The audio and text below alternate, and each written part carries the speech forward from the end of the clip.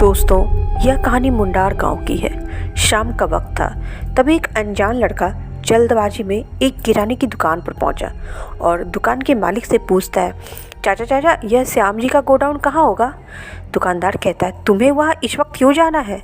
तभी उस लड़के ने कहा, अरे मुझे उन्होंने रात में गोडाउन की देखभाल करने के लिए बुलाया था।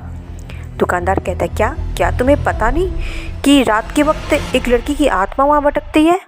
वो भी तुम्हारी तरह ही उस गोडाउन में काम करने के लिए गई थी, लेकिन एक दिन गोडाउन में कुछ चोर घुस गए। लड़की ने जब चोरों को चोरी करने से रोका, तब उन चोरों ने मिलकर बड़ी ही बेरहमी से उस लड़की का कत्ल कर दिया। तब से बदले की आग में जल रही है उस लड़की की आत्मा और हर रात को अपने कातिल का गोडाउन पर इंतज़ार करती है। और जो कोई भी रात के वक्त उस गोडाउन पर जाता है, अगली सुबह वो नहीं देख पाता। तभी उस लड़के ने दुकानदार से कहा, क्या चाचा, बस रात हुई नहीं कि आपने बस अभी ही चढ़ा ली? अरे रात तो हो जाने देते। अच्छा छोड़ो, कोई बात नहीं, बस मुझे वहाँ का पता बतला दो, बाकी सब मैं देख लूँगा। दुकानदार बोलता, ठीक है, जैसे तुम्हारी मर्जी। आगे से 50 कदम चलकर जैसे तुम दाएं मुड़ोगे, तुम्हें वहाँ पे गोडाउन मिल जाएगा। वैसे तुम्हारा नाम क्या है? वो लड़का कहता है, जी मेरा नाम ईशान, और गोडाउन का पता बताने के लिए आपका बहुत बड़ा धन्यवाद। इतना कहकर ईशान वहाँ से चला जाता है। वो थोड़ी देर में गोडाउन की गेट पर पहुँच जाता है, पर वहाँ उसे कोई भी वॉचमैन नहीं दिखाई देता है। इसीलिए अब ईशान खुद गेट खोलकर गोडाउन के अंदर जाता है। गोडाउन के अंदर ईशान को कोई भी दिखाई नहीं देता है। उसे काफ़ी अजीब लगता है, पर वहाँ बिना कुछ रिएक्ट किए वो गोडाउन के अंदर की तरफ बढ़ने लगता है। अचानक से ईशान को कुछ अजीब सी घुटन महसूस होने लगती है। इतने बड़े गोडाउन में यहाँ कैसे क्यों नहीं है? और वो चाचा की बात कहीं सच हुई तो? नहीं, ऐसा नहीं हो सकता है। वैसे भी अगर मैं यहाँ काम नहीं किया तो भूख से मरकर खुद ही भूत बन जाऊँगा। खैर, मैं ऑफिस ढूंढता हूँ, यहीं कहीं होगा, ज़रूर मुझे वहाँ कोई ना कोई ज़रूर मिल जाएगा। ईशान अब उस गोडाउन में ऑफिस ढूंढने लगा। काफ़ी देर ढूंढने के बाद उसे कोने में गोडाउन का ऑफिस दिखाई देता है। ईशान अब खुश होकर ऑफिस के अंदर जाता है, पर वहाँ भी उसे कोई भी दिखाई नहीं देता। वो उदास होकर वहीं चेयर पर बैठ जाता है और वापस अपनी घर जाने की सोचने लगता है। तभी उसकी ऑफिस की टेबल पर रखी हुई एक लेटर पर नज़र जाती है, जिस पर फॉर ईशान लिखा हुआ था। ये देखकर झट से ईशान उस लेटर को खोलता और पढ़ने लग जाता है, जिसमें लिखा था, हाय ईशान, गोडाउन को लेकर फैली सारी झूठिया अफवाहों की वजह से कोई रात में गोडाउन में काम नहीं करना चाहता। यही वजह है कि तुम्हें यहाँ कोई भी एम्प्लॉय नहीं दिख रहा होगा। तुम्हें डरने की कोई ज़रूरत नहीं है। गोडाउन की देखभाल अच्छे से करना। कल सुबह हमारी मुलाकात होगी। गोडाउन का मालिक सुमिक्षा। लेटर को पढ़कर ईशान थोड़ी राहत मिलती है और वो ऑफिस में बैठकर मोबाइल चलाना शुरू कर देता है। कुछ देर मोबाइल चलाने के बाद उसे एहसास हुआ कि रात काफ़ी ज़्यादा हो चुकी है। इसीलिए अब वो एक बार गोडाउन का जायज़ा लेने के लिए सोचता है। फिर वो ऑफिस से निकलकर हॉल में चलने लगता है। हॉल में कुछ देर आगे बढ़ा ही था कि ईशान को अचानक से काफ़ी तेज़ बदबू आने लगती है और फिर थोड़ी देर में ये बदबू इतनी ज़्यादा बढ़ जाती है कि अब ईशान को ठीक से सांस भी नहीं ले पा रहा था। ईशान अब अपने पॉकेट से रुमाल निकालता है और उससे अपनी नाक ढक कर इधर उधर देखने लगता है। तभी उसे अपने से थोड़ी दूरी पर एक लड़की भागती हुई दिखाई देती है। लड़की को देखकर ईशान सोचता है, जरूर यही कोई चोर है जो चोरी करने के मकसद से गोडाउन में आई है। लड़की को पकड़ने के लिए ईशान अब उस लड़की के पीछे दौड़ना शुरू कर देता है। वो कहता है, कौन हो तुम और भाग क्यों रही हो? रुको, वरना ठीक नहीं होगा। मुझे पता है तुम यहाँ चोरी करने के लिए आई हो। मैंने कहा रुको। ईशान लड़की के पीछे भाग ही रहा था कि तभी उसे एहसास हुआ कि कोई उसके पीछे से उसके पैर को खींच रहा है और फिर अचानक से ईशान नीचे ज़मीन पर धड़ाम से गिर जाता है। ईशान होश संभालते हुए अपने पैर की तरफ देखता है, जहाँ उसे कुछ अजीब सा निशान दिखाई पड़ता है। वो कहता है, ये निशान कैसा है और वो लड़की कहाँ गायब हो गई? अभी तो यहीं पर थी। ईशान अभी सोच में डूबा हुआ ही था कि तभी उसे एहसास हुआ उसके हाथ पर कुछ टपक रहा है। ईशान अपने हाथ को देखता है जहाँ उसे खून की कुछ बूंदें दिखाई देती है। अब ईशान डरते हुए शिलिंग की तरफ देखता है मगर वहाँ उसे कुछ भी दिखाई नहीं देता। अचानक से ईशान को अपना सर कुछ भारी सा लगने लगता है। वो अपना हाथ अपने सर पर रखता है जहाँ उसे पता चलता है कि वो खून असल में उसके सर से निकल रहा था।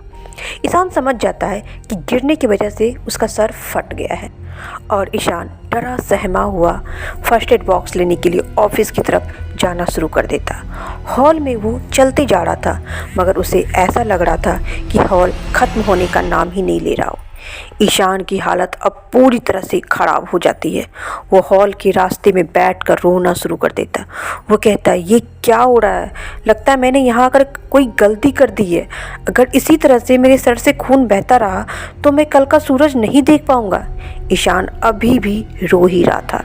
तभी उसे वो लड़की फिर से भागती हुई दिखाई देती है। इस बार ईशान उसको देखकर जोर से चिल्लाते हुए कहता है, कौन हो तुम और तुम यहाँ क्यों भाग रही हो? क्या तुम यहाँ चोरी करने आई हो? मेरा सर फट चुका है, प्लीज़ मुझे इस तरह से परेशान मत करो। इतना कहकर ईशान एक बार फिर से उस लड़की के पीछे दौड़ना शुरू कर देता है। कुछ दूर जाने के बाद वो लड़की अचानक से ईशान के आंखों के सामने से कहीं गायब हो जाती है। उस लड़की के गायब होते ही ईशान के हाथ वापस से खून टपकना शुरू हो जाता है। ईशान खून को रोकने के लिए अपने सर पर हाथ रखकर देखता है मगर ये क्या?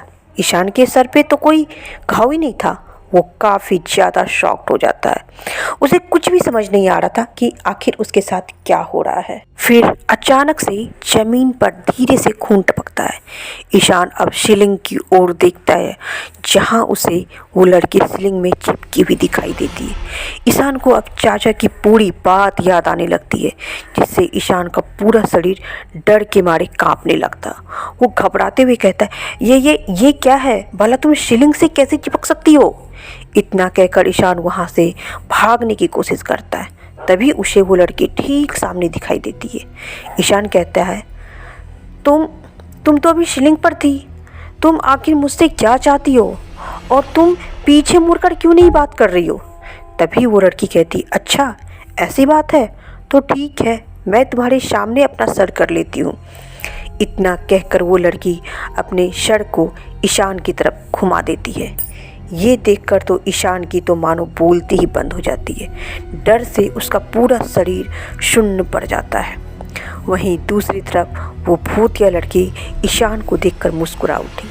उसकी आंखों से निकलता हुआ खून देखकर ऐसा लग रहा था कि मानो वो खून के आंसू रो रही हो।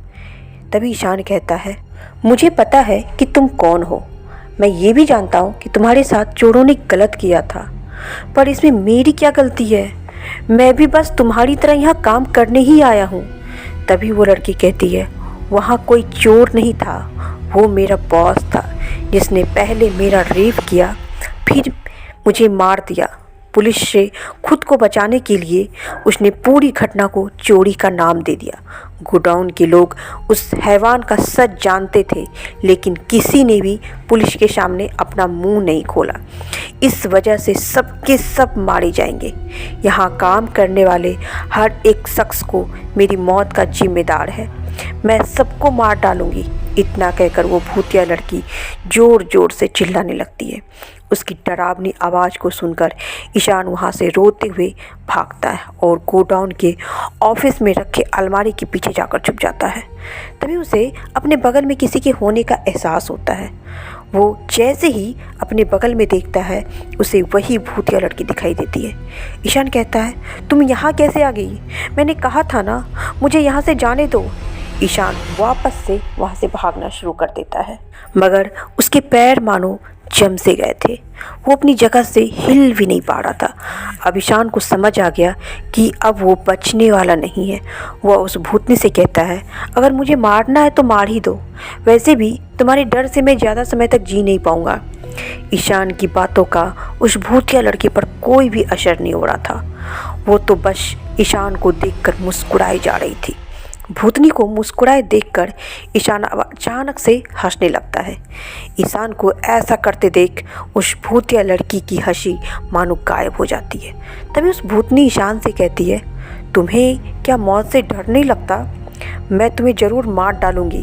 तभी ईशान कहता, अच्छा नाटक कर लेती हो मैडम, मुझे सब कुछ समझ आ गया है। तुम कोई भूत वूत नहीं हो, बल्कि असल में तुम एक बहरूपिया हो, जो भी यहाँ रात के समय काम करने आए लोगों को डरा कर भगा देती हो, ताकि तुम यहाँ आराम से चोरी कर सको, है ना?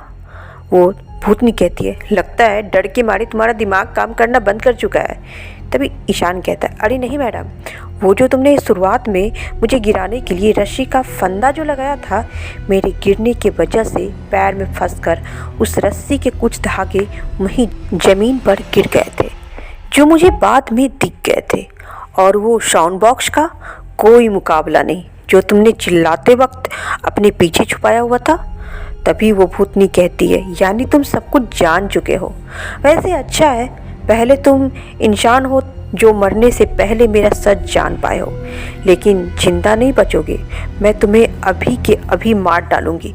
वैसे भी सुबह हो चुकी है, कभी भी लोग गोडाउन पर आते ही होंगे। इतना कहकर वो भूतिया लड़की ईशान को मारने के लिए एक चाकू निकालती है, पर तब तक पुलिस ऑफिसर आकर उस भूतिया लड़की के हाथों में पीछे से पकड़ लेती है। ईशान कहता है, अरे बेवकूफ़ लड़की, तुझे क्या लगता है मैंने अब तक पुलिस को नहीं बुलाया होगा? मैंने तो बहुत पहले ही पुलिस को मैसेज कर दिया था और उनके आने तक का इंतज़ार में तेरे साथ ये घटिया खेल खेल रहा था। अब जब पुलिस आ ही गई है तो अब वही तेरे साथ ये खेल कंटिन्यू जेल में खेलेंगे। पुलिस उस लड़की को खींचकर अपने साथ लेकर जाने लगती है। ये देखकर ईशान चिल्लाते हुए कहता है, अरे ओ मैडम, जाते जाते इतना तो बता दो कि तुम सीलिंग से कैसे चिपक गई थी और तुमने ऐसा क्या किया था कि मैं हॉल से बाहर ही नहीं जा पा रहा था, और क्या वो बॉस वाली बात सच थी? तभी वो भूतनी लड़की कहती है, ये तुम क्या कह रहे हो? मैं कभी सीलिंग से चिपकी नहीं थी, और भला मैं तुम्हें हॉल से बाहर जाने से कैसे रोक सकती हूँ? और ना ही मैंने तुमसे कोई बॉस की बात की। ईशान की लड़की की बात सुनकर अब शॉक्ड हो जाता है। वो गोडाउन के चारों तरफ अपनी नज़र को दौड़ाने लगता है। तभी उसे एक कोने में एक लड़की दिखाई देती है और वो अचानक से ईशान के आंखों के सामने से गायब हो जाती है। ईशान अब समझ चुका था कि इस गोडाउन में सच में उस लड़की का कोई भूत है, जिसे उसके बॉस ने मार दिया। ईशान उस लड़की को इंसाफ दिलाने के लिए अपने बॉस के खिलाफ एक FIR दर्ज करवाता है। कोर्ट में ये केस काफ़ी लंबे समय तक चलता है और अंत में सच्चाई की जीत होती है। उसके बॉस को कोर्ट मुजरिम करार देते हुए आजीवन सज़ा सुनाती है। सो हे डियर, आपको ये कहानी कैसी लगी? प्लीज़ हमें कमेंट्स में बताएं और हमारे वीडियो को लाइक और सब्सक्राइब करना ना भूलें।